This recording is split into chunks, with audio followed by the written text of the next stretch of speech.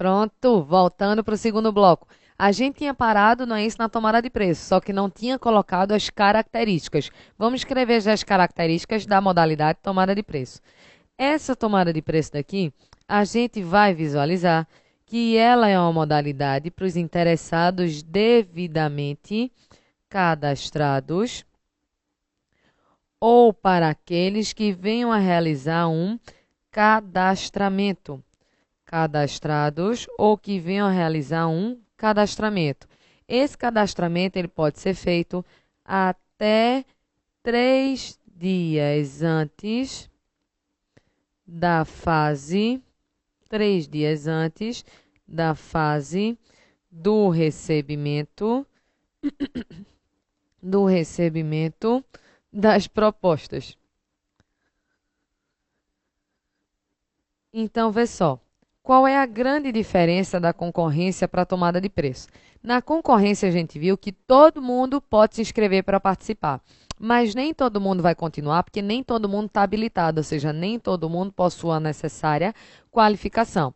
Já na tomada de preço, ela é mais simples e mais prática por causa do seguinte: aqui vai participar o licitante devidamente cadastrado. O que é um licitante cadastrado? Na administração pública vai existir um setor chamado setor de cadastramento. Nesse setor de cadastramento daqui, eu já levo todos os documentos que são comuns a toda e qualquer licitação e já uma pessoa da administração pública analisa. Se eu tiver ok, ela vai dizer empresa Ana Cláudia Campos LTDA cadastrada. Pronto. Quando abrir uma licitação, eu vou dizer, quero participar. Aí ela vai dizer, você está cadastrada? Eu vou dizer, estou. Aí ela vai olhar lá, empresa Ana Cláudia Campos LTDA, cadastrada. Perceba, eu vou precisar levar algum documento a mais aqui, dos documentos básicos? Não, porque se eu já estou cadastrada, é porque eu já estou devidamente o quê? Habilitada. Então, perceba essa lógica daqui. Na lógica da tomada de preço, eu tenho uma agilidade maior, porque em vez de entregar 2 envelopes, eu vou entregar apenas um único envelope, que eu vou entregar somente o envelope com a proposta, porque eu já estou devidamente cadastrada. Mas aí tu disse, se permitisse apenas quem já fosse cadastrado, ia ferir o princípio chamado de princípio da isonomia. É por isso que eu dou também um prazo para mesmo aquele que ainda não se cadastrou venha participar, desde que realize o cadastramento até 3 dias antes da data marcada para o recebimento das propostas. Marcar o recebimento das propostas dia 10. Se eu conseguir me cadastrar até 3 dias antes, ou seja, até o dia 7, eu consigo participar daquela licitação na modalidade tomada de preço. Então, essa é a lógica, é uma licitação mais rápida, porque eu pulo aquela fase de habilitação e vou direto para a fase de julgamento. Vamos para uma outra modalidade.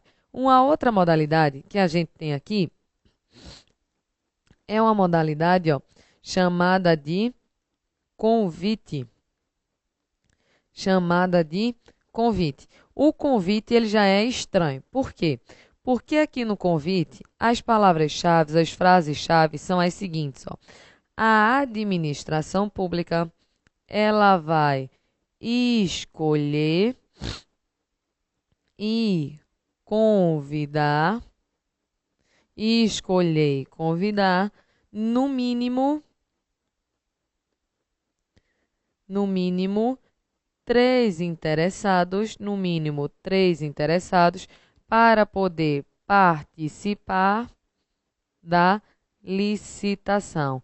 Olha que estranho. Aqui eu estou falando que é a própria administração que escolhe e convida as pessoas. Isso é estranhíssimo, minha gente, porque veja, na concorrência e na tomada de preço, é o licitante que se inscreve na licitação. Aqui é o contrário. É a administração que escolhe e convida, no mínimo, 3 interessados para poder participar da licitação. Esses 3 interessados, eles podem ser cadastrados ou não. Eles podem ser cadastrados ou não. Cuidado com o seguinte, a lei ela fala no mínimo 3 interessados, só que tem uma exceção. Imagina que só tem 2 pessoas que isso realizam o objeto daquela licitação. Por exemplo, só 2 laboratórios têm os medicamentos que a administração está desejando. É impossível, então, convidar 3. Então, eu convido só os 2. Existindo impossibilidade, o convite pode ser feito a um número menor, desde que isso venha a ser devidamente justificado pela administração.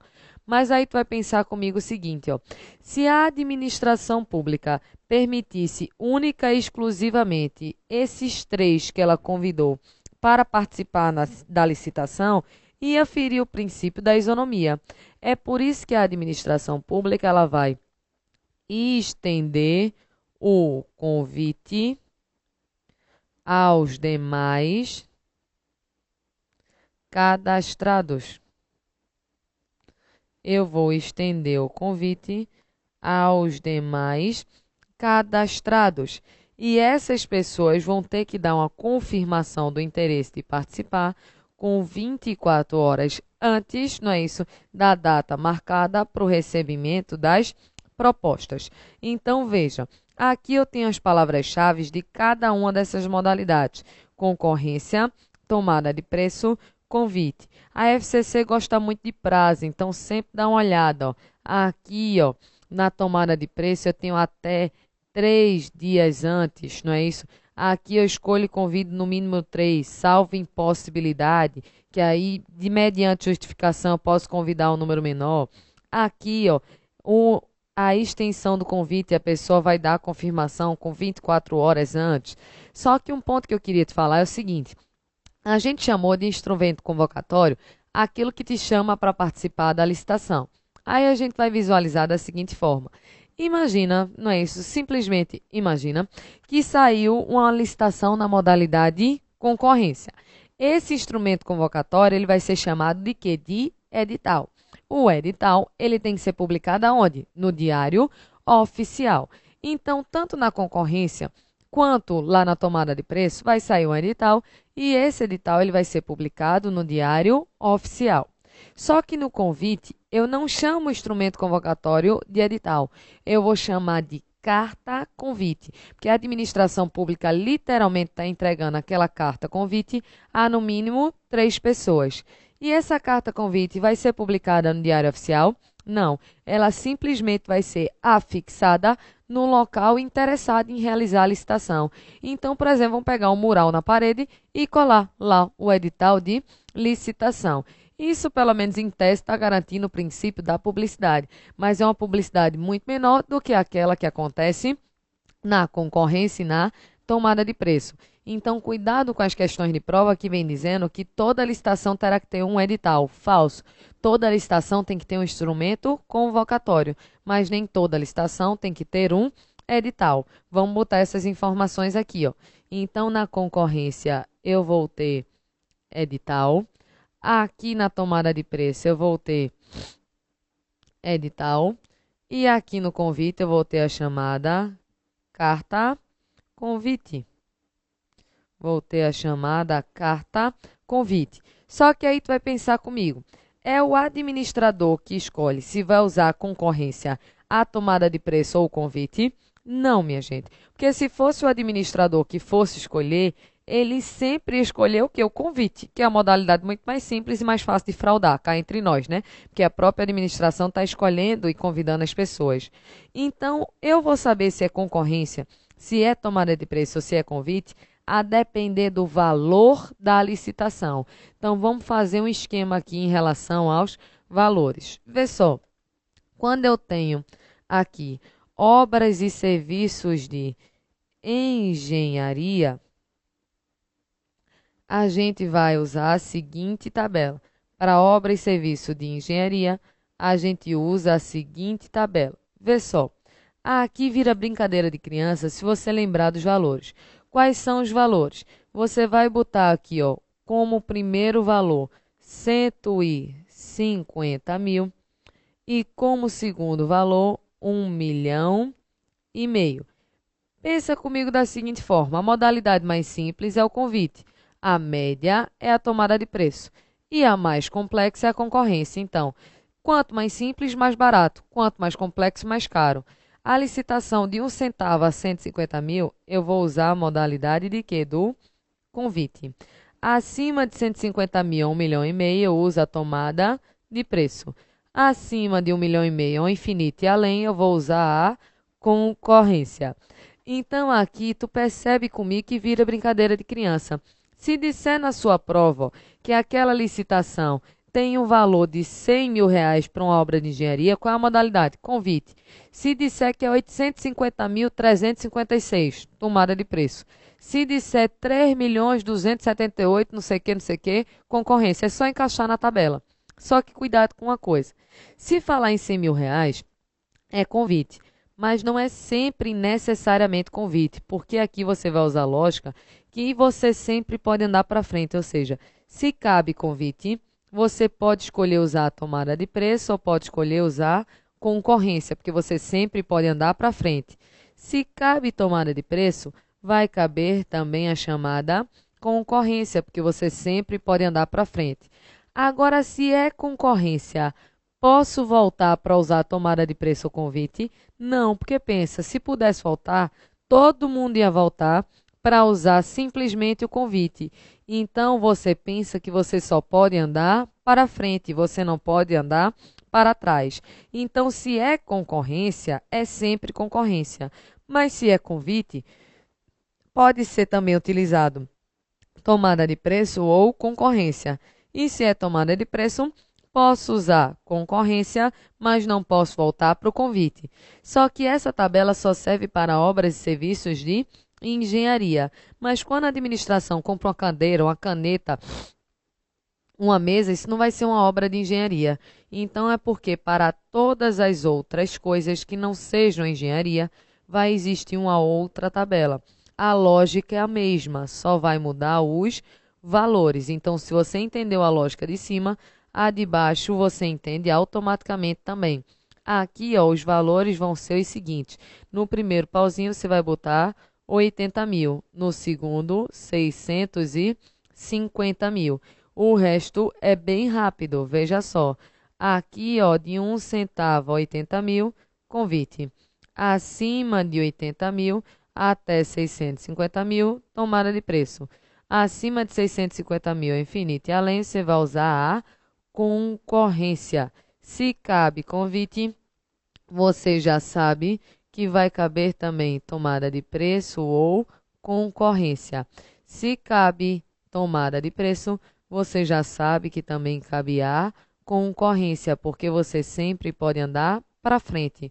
Você só não vai poder andar para trás. Então a lógica é absolutamente a mesma. Perceba que eu só modifiquei os valores.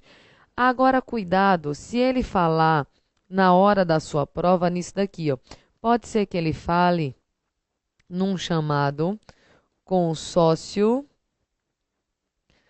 O que é consórcio, professora? Reunião. Consórcio de entes federativos. O que são entes federativos? União, estados, Distrito Federal e municípios. Então, se está existindo uma reunião de entes federativos, por exemplo, uma licitação, onde está reunido aqui, ó, Recife, Olinda, Jaboatão, que são cidades aqui de Pernambuco, né? Está reunido. Essa reunião pode ser uma reunião de até 3 entes federativos, como pode ser uma reunião de mais de 3 entes federativos. Por exemplo, reuniu São Paulo, Rio, Minas, Espírito Santo, reuniu mais de 3 entes federativos. Por que isso daqui é importante?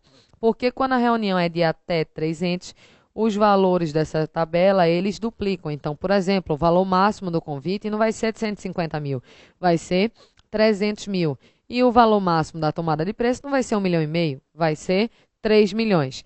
Aí aqui, quando é mais de 3, esse valor triplica. Então é só tu pensar, até 3 duplica, mais que 3 triplica.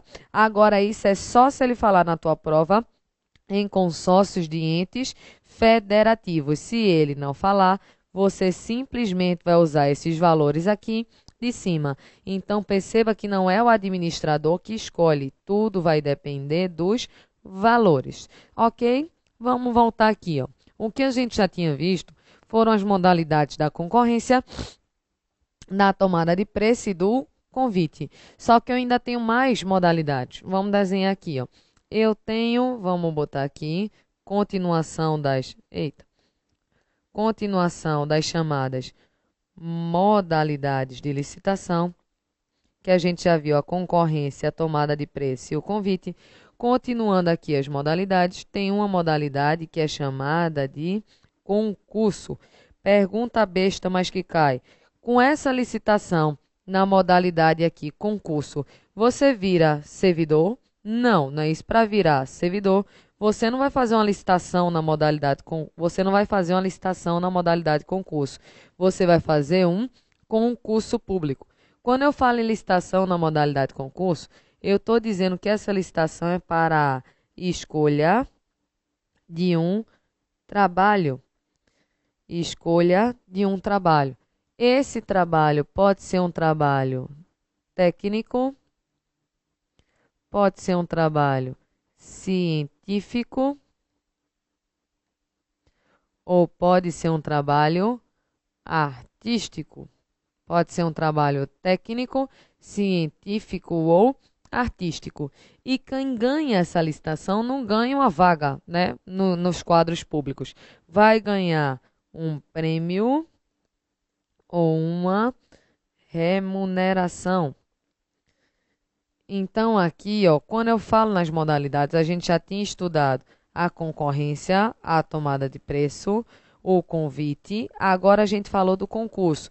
Concurso, ele vai ser para a escolha de um trabalho técnico, científico, artístico e você ganha um prêmio ou uma remuneração. Aí tu diz, professora, tem um prazo no concurso? Tem, só que eu vou ver todos os prazos de uma vez só, mais para frente, para poder a gente resumir logo tudo. E aqui, eita, deixa eu só apagar aqui, porque o concurso não é a primeira modalidade, não é isso? Deixa eu só apagar, dizendo que ele aqui já é nossa quarta modalidade. E aqui a quinta modalidade vai ser uma modalidade chamada de modalidade do leilão. Uma coisa que a gente vai ter que analisar é, vamos analisar esse leilão bem devagarzinho. Primeira coisa, esse leilão ele é para a venda, ou seja, leilão é para a alienação. Essa venda pode ser uma venda dos chamados bens móveis, ou pode ser uma venda dos chamados bens imóveis.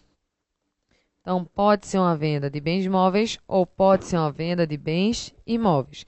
Para poder vender esse bem móvel ele tem que ser um bem móvel inservível ou tem que ser um produto legalmente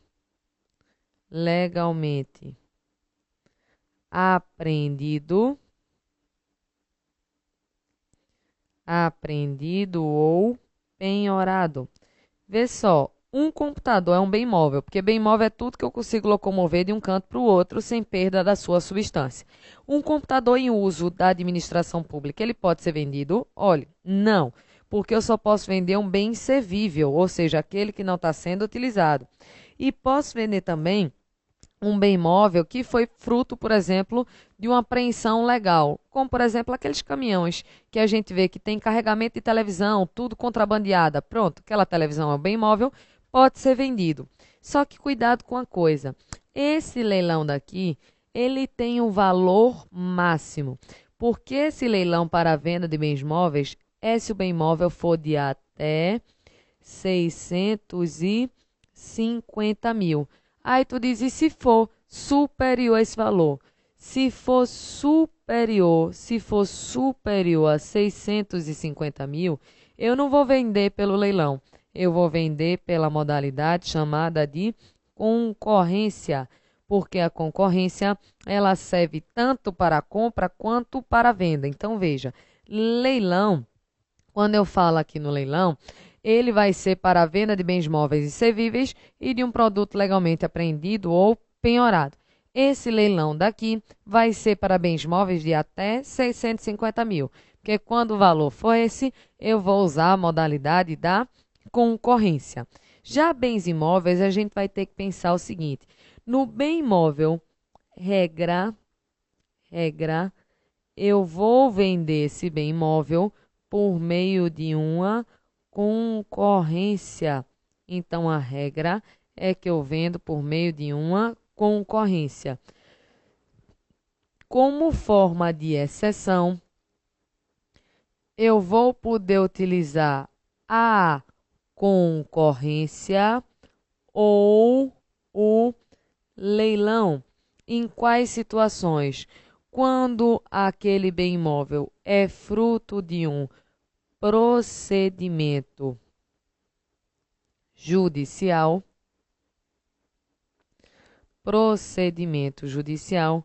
ou é fruto de uma dação em pagamento, fruto de um procedimento judicial ou de uma dação em pagamento. Nessas situações daqui, posso usar a concorrência ou o leilão. Veja que aqui eu tenho a regra que o bem imóvel é vendido por concorrência, excepcionalmente é que ele pode ser vendido por concorrência ou pelo leilão. Professora, o que é um bem imóvel fruto de um procedimento judicial? Eu sempre lembro daquele traficante, o Juan Carlos Abadia, aquele que fez um monte de plástica no rosto para poder mudar. Pronto. Ele, quando foi pego, tinha várias mansões no nome dele, só que tudo fruto do tráfico de drogas. Quando ele foi preso, condenado, ele continua com aquela mansão ou perde? Perde. E a mansão passa a ser da União. A União recebeu aquele imóvel fruto de um procedimento judicial. Perceba, não foi usado dinheiro do povo na construção daquela mansão. Então, se a imóvel foi para o nome da União fruto de um procedimento judicial, ela até pode vender pela concorrência, mas ia demorar muito. Então, ela pode vender por meio do leilão. Então, essa é a lógica. Professor, o que é dação em pagamento? É pagar de uma forma diversa. Então, nessa dação em pagamento daqui, eu estou pagando de uma forma diversa daquele combinado. Como assim? Aqui, na dação em pagamento, imagina que eu estava devendo IPTU. Eu não tenho dinheiro, mas eu tenho um terreno. Eu pego esse terreno e passo para o nome da prefeitura. Perceba, eu fiz uma dação em pagamento, eu paguei de forma diversa. A prefeitura pode vender esse terreno, que é um bem imóvel, pode vender pela concorrência, mas ia demorar muito para uma pessoa que quer dinheiro. Então, ela pode vender pela concorrência ou leilão. Em tese, na tua prova, não cai em casos práticos. Ele vai perguntar simplesmente qual é a regra e quais são as exceções. Perceba que a concorrência, ela sempre vai poder ser utilizada, não é isso? Já o leilão só pode ser utilizado quando o imóvel é fruto de procedimento judicial ou de uma dação em pagamento. Vamos voltar aqui para o material. Aí, voltando para o material, a gente vai ver a seguinte observação. Existem, não é isso, licitações em que obrigatoriamente eu vou ter que usar a modalidade da concorrência. Em quais situações? Ele fala primeiro na compra e venda de bens imóveis. Só uma coisa, viu? Essa compra e venda de bens imóveis independe do valor. Aquele valor de 650 mil, pessoal, é só para venda de bens móveis. Então, aqui, compra e venda de bens móveis, salvo aquele caso específico do leilão, que é procedimento judicial e dação em pagamento. A concorrência também tem que ser sempre usada nas concessões. Então, aqui, se eu tiver uma concessão de direito real de uso, uma concessão de serviço público, então eu vou ter que usar a modalidade da concorrência. E aqui a gente também pode puxar, o edital está me atrapalhando, vamos puxar para cá. Então, a terceira situação daqui são nas chamadas licitações internacionais. Licitações internacionais. Só que para isso daqui tem exceções também. Quais são as exceções? Veja só, vamos pensar o seguinte. Quando a licitação é internacional, se cai só isso na sua prova, você vai dizer que a modalidade usada é a modalidade da concorrência. Entretanto, se aquele ente dispuser de cadastro internacional de fornecedores, poderá ser utilizada a tomada de preço se estiver dentro do valor da tomada de preço. Ou seja, no caso de engenharia, acima de 150 mil a 1,5 milhão. Se aquela licitação, se aquele ente dispuser de cadastro internacional de fornecedores, pode fazer por tomada de preço. E pode fazer por convite se não existir nenhum fabricante, nenhum licitante que tenha aquele produto para oferecer no Brasil e dentro do limite também do convite. Mas, de regra, licitação internacional vai ser a concorrência, salvo se dispuser de cadastro internacional de fornecedores dentro do limite e salvo também se no Brasil não tiver nenhum, não é isso, licitante possível, que aí eu posso usar o convite se estiver dentro daqueles valores. Facinho? Vamos voltar aqui para a tabela. Voltando, eu quero acabar isso daqui para a gente finalmente conseguir realizar algumas questões. Tu lembra aqui, ó, que a gente viu que tinha um instrumento convocatório, que eu botei que de regra era edital. Essa fase daqui, eles seguem a fase da concorrência como exemplo de prova. Por isso que eu botei aqui, ó, concorrência, qualquer interessado, fase de habilitação. Se ele não tiver ok, ele vai ser inabilitado. Aí, se essa proposta daqui, vamos pensar da seguinte forma. Se a minha proposta é uma proposta válida, ou seja, se ela estiver ok, eu vou ser classificado. O que é classificar? É ordenar, dizer quem ficou em primeiro lugar, dizer quem ficou em segundo lugar, dizer quem ficou em terceiro lugar e assim por diante. É isso que é a classificação. Mas pode ser que essa minha proposta não tenha sido uma proposta válida. Se ela não tiver sido uma proposta válida, eu vou sair da licitação. Por quê? Porque eu vou ser desclassificado. Perceba que quando eu falar em inabilitado é porque a pessoa tinha problema com os documentos. Quando eu falar em desclassificada, a pessoa ela tinha problema com a proposta. Aqui, quando é que eu vou ser desclassificado? Primeiro, quando eu não respeitei o edital. Por exemplo, o edital disse que a administração queria comprar cadeiras e eu ofereci mesas. Eu não estou respeitando o edital, eu vou ser desclassificado. Segundo ponto, a administração pública, apesar de não poder dizer qual é o mínimo, o valor mínimo que ela pagaria pelo bem, ela pode dizer qual é o valor máximo. Digamos que ela disse que no máximo pagaria pela cadeira R$ 100 e eu botei o preço de 120. Eu também vou ser desclassificado porque o preço que eu coloquei na minha proposta é um preço superior àquele previsto no edital. E a terceira situação de desclassificação é quando eu colocar um preço inexequível. O que é um preço inexequível? É um preço muito baixo. Aí tu diz, por que que eu vou desclassificar um preço muito baixo? Pelo seguinte, ó, vamos dar uma caminhada. A fase da homologação é simplesmente para eu verificar a legalidade daquele procedimento. E eu te pergunto, quem ficou aqui em primeiro lugar? Já é certo que vai assinar um contrato administrativo? Não, porque você vai pensar que a licitação é sempre para cadastro de reserva. Como assim é sempre para cadastro de reserva? Mesmo que você vença aquela licitação, pode ser que você não assine o contrato. Porque aqui na fase da adjudicação, o que se dá é um direito de preferência. Então, aqui o que se dá é um direito de preferência. O que seria esse direito de preferência? A lógica é o seguinte, ó. A lógica é que se a administração ela for contratar, se a administração for contratar, vai ter que contratar. Se a administração for contratar, vai ter que chamar o primeiro colocado. Só que aí tu pergunta para mim, se ele não assinar? Se ele não assinar, aí eu vou seguindo a ordem. Eu vou chamar o segundo colocado. Mas o segundo colocado, se quiser contratar, vai ter que fazer as condições do primeiro. Se ele não quiser, aí eu chamo o terceiro para fazer as condições de quem? Do primeiro e assim por diante. É por isso que eu já mato o preço inexequível, porque se ele, não é isso, não assinar o contrato, ninguém vai conseguir fazer o preço dele. Então é por isso que eu já tiro essa pessoa. E só uma observação, se naquela minha licitação todo mundo que tinha foi inabilitado ou desclassificado, minha licitação foi um sucesso ou um fracasso? Fracasso. Isso daqui é chamado de licitação fracassada. O que é uma licitação fracassada? É quando todo mundo foi ou inabilitado ou desclassificado. Aí o que pode ser feito aqui? A administração pública ela pode dar o prazo de 8 dias úteis para os inabilitados arrumarem os documentos e os desclassificados arrumarem a sua proposta.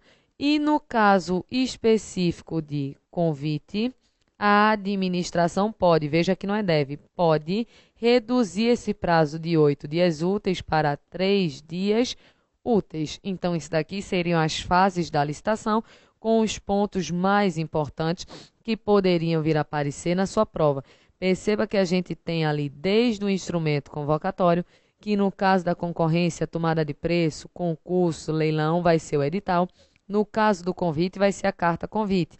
Aí depois a gente vai para a habilitação, para o julgamento, classificação, homologação e adjudicação. Com isso, a gente encerrou uma parte maior de teoria que a gente tinha para fazer. No próximo bloco, a gente já entra nas questões. Conseguindo já realizar as questões, a gente já parte para poder fazer agora um paralelo da Lei Geral de Licitação com a Lei do Pregão, que cai tanto para nível médio quanto para nível superior. Então, aguarda aí até o próximo bloco.